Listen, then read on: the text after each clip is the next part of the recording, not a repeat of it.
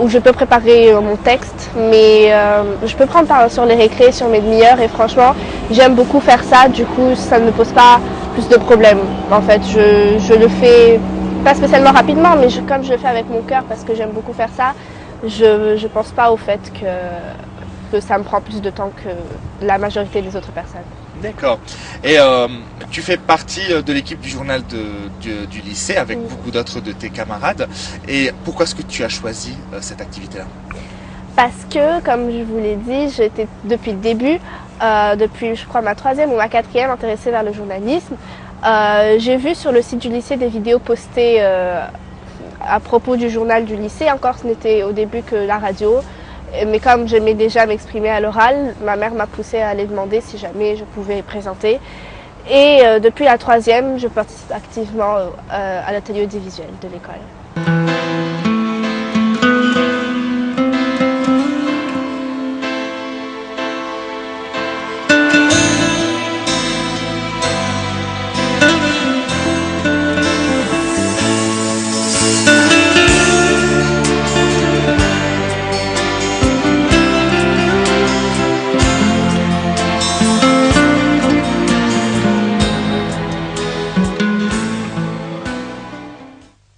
Alors le thème, comme on a vu ensemble, c'est ta vision un peu du journalisme. Tu avais dit que c'est une filière, un métier que dans lequel tu veux rentrer, ça fait depuis très longtemps.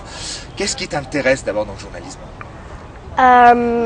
J'aime beaucoup pouvoir voyager déjà, parce que je me dis que on va peut-être m'amener sur des terrains où il se passe quelque chose, et donc du coup je serai amenée à voyager.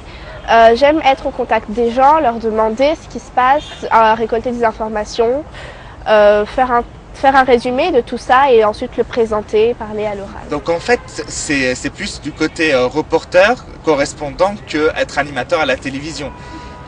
Parce que tu parles de voyage, de récolter des informations, ça c'est plus le correspondant. Oui, ensuite, bon, je pense que ça va plus être, je vais plus être sûre de ce que je veux faire plus tard, mais en tout cas, oui, pour l'instant, c'est ma vision de ce que je veux faire moi plus tard. Ça va, donc je garderai ma place. Oui. Je prendrai ma place. Pour toi, qu'est-ce que le journalisme?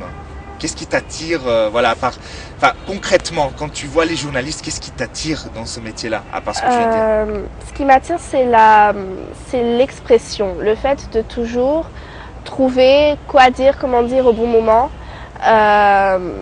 Et aussi le fait de synthétiser un événement et de respecter donc l'événement en lui-même et respecter aussi les spectateurs, ceux qui t'écoutent, dans le sens où respecter l'événement, c'est-à-dire dire concrètement, objectivement ce qui se passe sans donner son avis. Et respecter les spectateurs, c'est-à-dire ne pas les influencer vers une image que vous vous faites vous de l'événement en question, et de laisser tout le monde penser ce qu'il veut penser. D'ailleurs, la presse écrite, ou tu préfères la presse audiovisuelle? Non, j'aime la presse audiovisuelle parce que, certes, j'aime bien écrire, mais moi, ce que j'aime, c'est vraiment m'exprimer, parler à l'oral. D'accord. Du coup, je préfère la presse orale, audio. T'en penses quoi de ce lien entre ces deux filières-là, pouvoir et journalisme? Je comprends tout à fait d'où vient, pas la citation, mais quand on dit que le journalisme, c'est savoir le pouvoir, parce que c'est à travers les journalistes que le monde est au courant de ce qui se passe concrètement. Donc en fait, c'est eux qui détiennent le pouvoir de ce qu'ils vont montrer, de ce qu'ils vont dire. Ils peuvent très bien exagérer un sujet comme cacher les réalités. Tout dépend de leur intérêt. Ouais. Voilà, exactement. Et donc ça, ce sont plutôt des journalistes subjectifs qui donnent leur avis au lieu de dire concrètement ce qui se passe. Et justement, c'est un des défauts qu'on pourrait trouver dans ce métier-là, c'est l'intérêt, agir par intérêt, la subjectivité. Comment toi, à ton âge, tu imagines résoudre ce problème? Pour les nouvelles générations, en tout cas, il faudrait vraiment entraîner les personnes à prendre un sujet qui plaît, donc qui me plairait à moi, qui plairait à quelqu'un d'autre, récolter les informations de toutes les personnes que l'on pourrait interviewer et synthétiser un texte en faisant attention à ne pas mettre des petits mots qui induirait en fait en erreur ceux qui lisent, ceux qui écoutent. Est-ce que tu penses que le journaliste peut être objectif, peut apporter quelque chose d'utile à sa société? Oui, évidemment, s'il est objectif, il peut apporter beaucoup de choses à sa société parce qu'il met au courant tout le monde du cas, enfin, dans quel cas se trouvent tous les pays du monde entier. Donc oui, il peut apporter beaucoup de choses. L'actualité que tu as suivie, on en parlait hors antenne, c'est Trump. Alors raconte-nous un peu quelle actualité de Trump, et Dieu sait qu'il y en a depuis qu'il est arrivé au pouvoir, quelle actualité t'a intéressé, pourquoi et surtout comment elle a été traitée par les différents médias que tu regardes. Il y a 3 questions là en fait. D'accord, donc oui, j'ai regardé plus spécifiquement l'actualité qui parle de Trump. C'était une actualité qui date pas de très longtemps, c'était lors d'une conférence. Il avait répondu d'une manière assez agressive à une journaliste de couleur de peau noire. Et donc les journalistes qui ont traité ce sujet, j'ai l'impression personnellement qu'ils ont induit en erreur en fait les personnes qui ont lu en mettant par exemple des photos de tweets à propos, qui sont mauvais en fait pour Trump. Et je trouve que personnellement il y a quand même des tweets qui sont pour Trump et des tweets qui sont pas pour Trump, et là en l'occurrence ils ont mis que des tweets contre. Ce qui fait que évidemment toutes les personnes qui vont lire ça vont se dire ah mais c'est pas possible, mais il est mauvais et tout. Finalement, être contre quelqu'un, est-ce que tu penses que ça peut être utile pour la société, ou il vaut mieux être vraiment tout à fait objectif, dire le bon et le mauvais?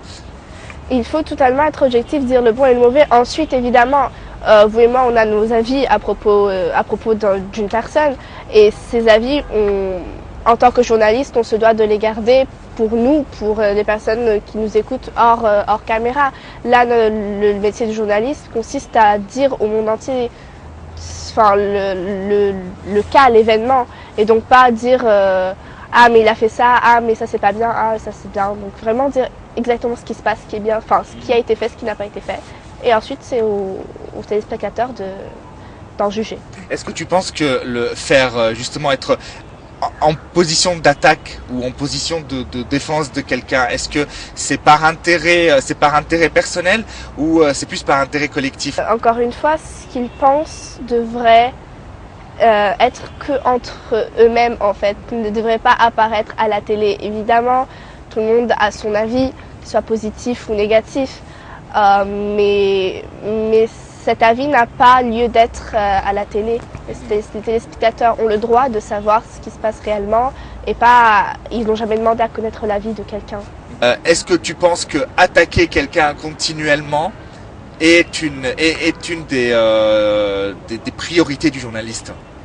Ce n'est pas non plus une priorité. Ensuite, je n'ai rien spécialement contre ça, parce que en tant que moi, quand je pense au journalisme, au reportage, c'est une chose, c'est donner un avis objectif. Ensuite, attaquer une personne, à maintes reprises, ça fait peut-être beaucoup, mais ensuite, tant que c'est pas dans le cadre, je vous transmets un événement, c'est acceptable. C'est-à-dire? Un journaliste, quand il va sur place, par exemple pour les élections présidentielles ou autres, évidemment, il va dire comment se sont passés les votes, comment les gens l'ont pris, comment d'autres l'ont pris. Et ensuite, lui ne va pas attaquer les personnes qui ont voté pour ou qui ont voté contre, selon lui ce qu'il pense qu'il aurait dû se passer.